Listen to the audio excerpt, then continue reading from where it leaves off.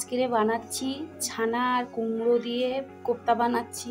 তার জন্য আমি এখানে 500 দুধের ছানা করে নিয়েছি আর অল্প একটু কুমড়ো নিয়েছি। কুমড়োটা স্ক্যাপারে ঘষে আর হাতে ভালো করে চিপে জল বের করে রেখেছি। কর্নফ্লাওয়ার নিয়েছি 1 চামচ, 2 চামচ নিয়েছি বেসন, ধনেপাতা কুচি নিয়েছি, অল্প করে একটু হলুদ গুঁড়ো সামান্য, আর জিরের গুঁড়ো, ধনের গুঁড়ো আর গরম মশলার গুঁড়ো নিয়েছি। আমি এখন সবগুলো একসঙ্গে ভালো করে মেখে নেব। দেখো কোপ্তাগুলো একদম রেডি করে নিয়েছি। আমি পরিমাণ মতো লবণ দিয়ে ভালো করে মেখে তারপরে আমি এইভাবে বানিয়ে রেখে দিয়েছি। এইভাবে বা গোল গোল করেও বানানো যায়। আমি এখন এগুলো তেলের মধ্যে ভেজে নেব। কড়া বসিয়ে কড়ার মধ্যে 2 থেকে 3 চামচ সর্ষের তেল দিয়ে দিয়েছি। সর্ষের তেলে যেহেতু রান্নাটা করবো বলে ওই জন্য বড়াটাও সর্ষের তেলে ভেজে নিচ্ছি। এখন বড়াগুলো দিয়ে দেবো। এর মধ্যে যতগুলো হয়েছে আমি দিয়ে দিয়েছি, বাদবাকিগুলো আছে, আবার বাদবাকিগুলো ওই একই রকম করে ভেজে নেব। পিঠ ভালোভাবে ভাজা হয়েছে, আমি উল্টিয়ে দিয়েছি, দিয়ে আরেক পিঠ ভালো করে ভেজে নেব। কোপ্তাগুলো সব ভাজা হয়ে গেছে, আমি সব কোপ্তা একই রকমভাবে ভেজে তুলে নিয়েছি।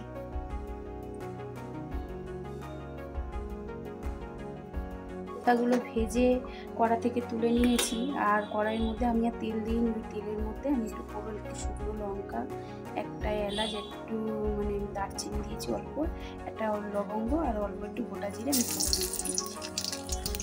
ফোড়নটা তো খুব ভালোভাবে ভাজা হয়ে গেছে।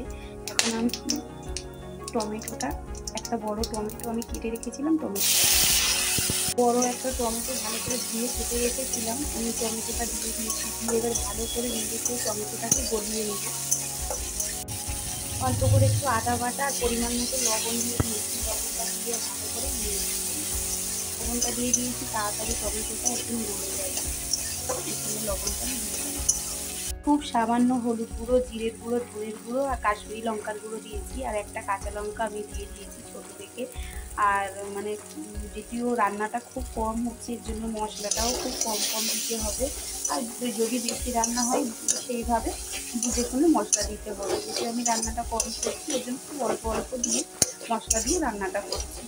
এটা তো ভালোভাবে সিদ্ধ হয়ে গেছে, আমি তাও আবার একটু উষ্ণ গরম জল দিয়েছি, দিয়ে ভালো করে আরও একটু নেড়ে চেড়ে নিচ্ছি।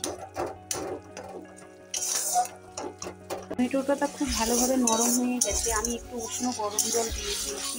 অল্প জল দেবো, বেশি জল দেবো না, যেহেতু কোপ্তাটা রান্না মাখা মাখা হবে, এর জন্য আমি বেশি জল দেবো, এই জলটুকুই দেবো।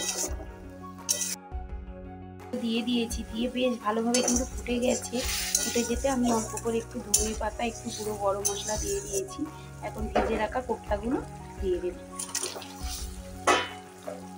আর অল্প একটু চিনি দিয়েছি। ভেজে রাখা কোপ্তাটা দিয়ে দিয়েছি। এবার ভালো করে একটু ফুটিয়ে নামিয়ে নেবো, কেন এতটা জল থাকবে না, যেহেতু কোপ্তা আছে অনেকটা জল টেনে নেবে। কোপ্তাটা দিয়ে বেশ ভালোভাবে আমি কিন্তু ফুটিয়ে নিয়েছি, এখন আমি নামিয়ে নেব। অনেক কিন্তু জলটা অনেক কমে গেছে, কিন্তু এবার আমি নামিয়ে নেব। দেখো আমি নামিয়ে নিয়েছি, দেখতে কিন্তু দারুণ লাগছে, খেতে কিন্তু দারুণ স্বাদ হয় যদি এইভাবে রান্না করেছি। আমি কুমড়ো দিয়েছি, কুমড়ো না দিলেও হয়, আমি কুমড়োটা দিয়েছি বেশ আরও ভালো নরম হওয়ার জন্য আমি কুমড়োটা দিয়েছি। দেখো কি সুন্দর লাগছে কিন্তু।